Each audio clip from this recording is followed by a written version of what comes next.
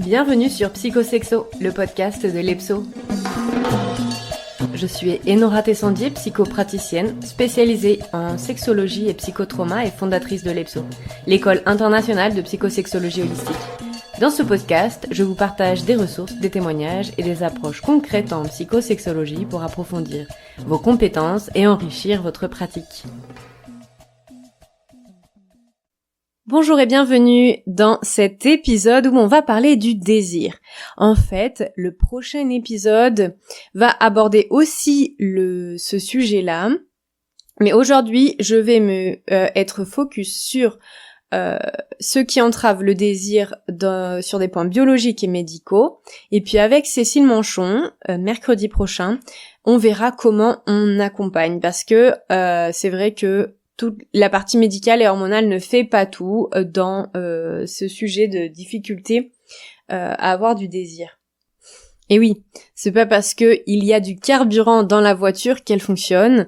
Il peut aussi y avoir un pneu à plat, un problème de liquide de refroidissement ou simplement le conducteur qui n'a pas passé la première.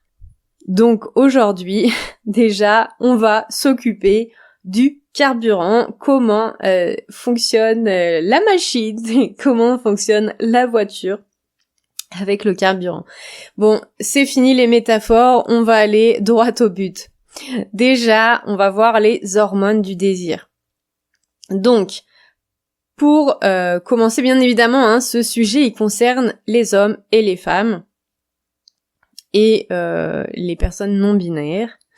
Donc, ce qui se passe, c'est que pour les hommes, en tout cas pour les personnes qui ont un pénis, le matin, les taux de testostérone sont plus hauts et ils vont baisser au fur et à mesure de la journée. En fait, ce qui se passe, c'est que la nuit, quand ils dorment, la testostérone va être sécrétée.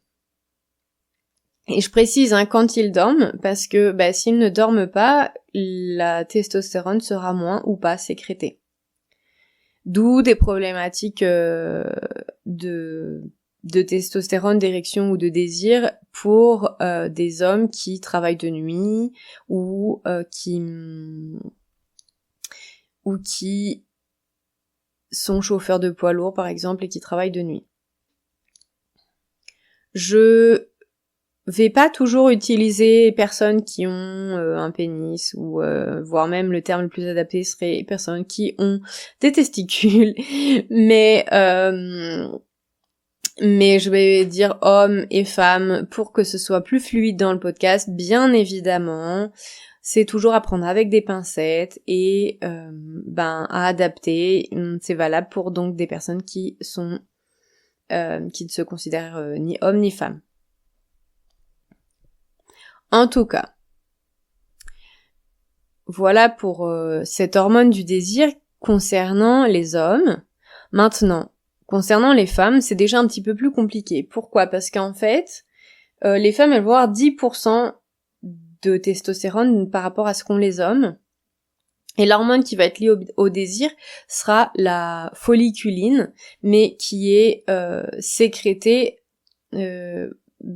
durant le cycle en fait. Et ce n'est pas sécrété tous les jours. Donc c'est pour ça que en général, les deux périodes où il y a plus de désir pour les femmes, c'est avant l'ovulation et avant les règles, pardon. Mais on ressent pas toujours les choses comme ça parce que parce qu'il y a plein d'autres facteurs qui entrent en compte pour concernant le désir. Et c'est pour ça qu'on ne s'est pas focus là-dessus avec Cécile. Donc du coup, la femme, elle est sur un cycle en lien avec ses règles en plus ou moins 28 jours, moins 28 jours. Tandis que l'homme est sur un cycle du coup circadien qui est journalier quoi. Maintenant, en fait, on va voir lorsque la problématique vient suite à d'autres points plus médicaux par exemple. Déjà, un des sujets qui joue sur le désir, c'est, sans surprise je pense, la contraception hormonale.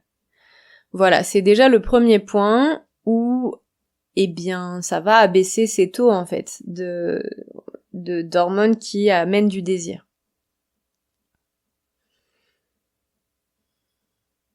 Donc, ce que j'ai dit tout à l'heure, pic de désir au moment avant l'ovulation ou pendant l'ovulation et pic de désir avant les règles, cela ne fonctionne pas pour une personne qui a une contraception hormonale. Qui dit contraception hormonale, c'est pilules, c'est stérile aux hormones, c'est implants et tout ça.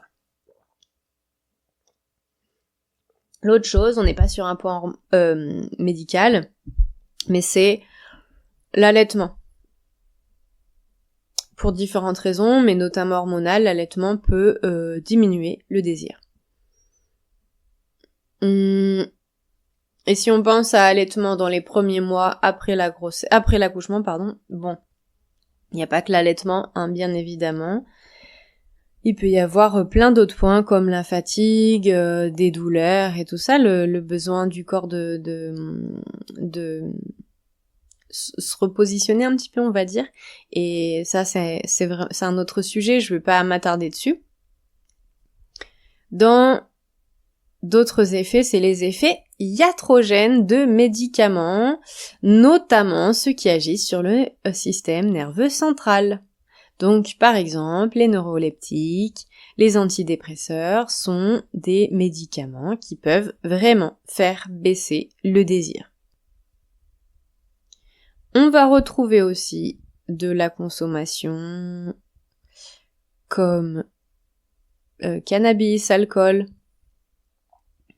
voire même le tabac, et aussi, surtout, pendant des périodes de sevrage. L'absence du produit va avoir des conséquences sur l'activité dopaminergique. Et donc, du coup, ça peut vraiment jouer sur une période d'anédonie et donc de non-désir, mais de façon globale, en fait, pas que dans la sexualité. Et puis, des possibilités de dépendance aussi à la pornographie, la masturbation compulsive. Vraiment, ça peut engendrer aussi des difficultés au niveau du désir et au niveau de la sexualité qui serait dans le couple. Ce qui peut se passer déjà, c'est que le porno peut générer des problèmes d'érection. Enfin, donc en fait, il y a en vrai de vrai, ce sujet nécessiterait un épisode entier, rien que pour lui. Parce que c'est différentes choses qui sont pas que médicales et biologiques. Il y a des répercussions en chaîne qui peuvent avoir lieu. Mais en tout cas, ça peut jouer sur du non-désir sexuel et non sexuel aussi, quoi. De l'anédonie aussi.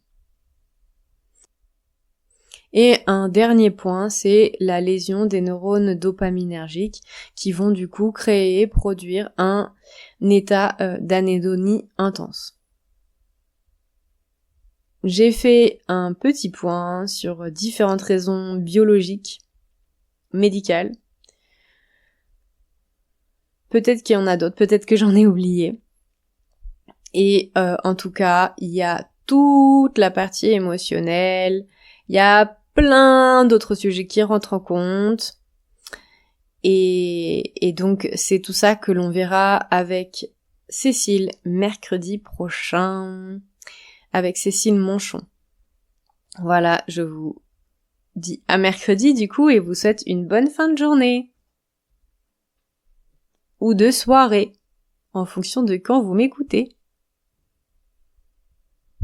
Et voilà, c'est la fin de cet épisode. Si vous êtes encore là, c'est que vous l'avez écouté jusqu'au bout et ça me touche profondément.